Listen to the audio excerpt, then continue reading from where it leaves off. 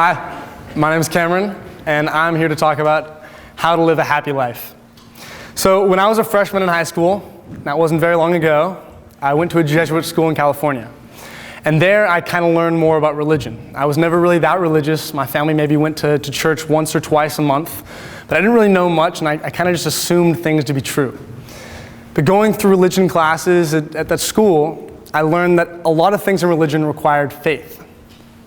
And I thought to myself, how can people dedicate their whole lives to things that solely require faith? Like priests, religious teachers, monks, they live their whole lives dedicating to something that is believing in something.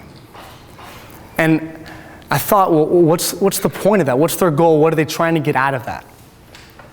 And it led me to one thought, what was the point of life? And I know that sounds like I was trying to be like edgy, or like I was just a little strange. I was a freshman in high school, and I was over there thinking, what is the point of life? But it really got me thinking. And I think a lot of people sometimes are doing things and they wonder, why am I doing this? What's my purpose? And I would do that. I'd be at soccer practice, or I'd be doing homework, and I'd think, like, what is my end goal? What am I trying to do from this? And why would someone do something over something else? And the one answer I got from this was happiness. Our goal in life is to be happy. And that makes it seem like it's really simple, but it's really not very simple at all, or else everyone would be completely happy. What I found is that you can divide happiness into two different things. One is momentary pleasure, and the other is more of a long-term happiness.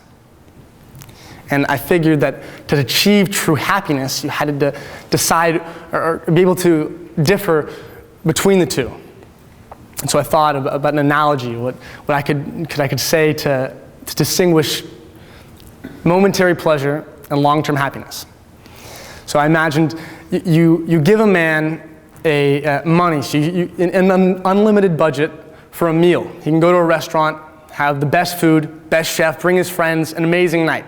And he, at the end of the day, says, wow, like that was awesome, that was a great time. But that was momentary pleasure. That is not something that's sustainable. That was something that was just in the moment. And then you look at the flip side, and imagine the chef who made that meal. Let's pretend that was his passion. His life goal was to be that chef and to be at this top restaurant making this food for these people. He's really living a long-term happiness because he's doing something he's passionate about, and he's being the best at something that he loves. And so once you can do that and you can focus on something you're passionate about, you can stray from things that aren't sustainable, that are materialistic. You can stop living day to day from just a momentary feeling of pleasure. And I know everyone's probably heard of this saying before, but it's like the saying, if you give a man a fish, you feed him for a day. If you teach a man to fish, you feed him for a lifetime. That's the same with happiness. You have to focus on getting a happiness which you can sustain rather than just a momentary happiness.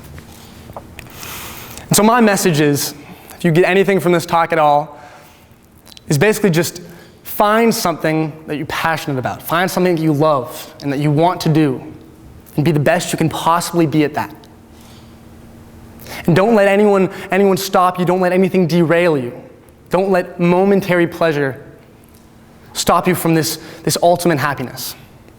And always keep in mind how you can differ long-term happiness versus momentary pleasure.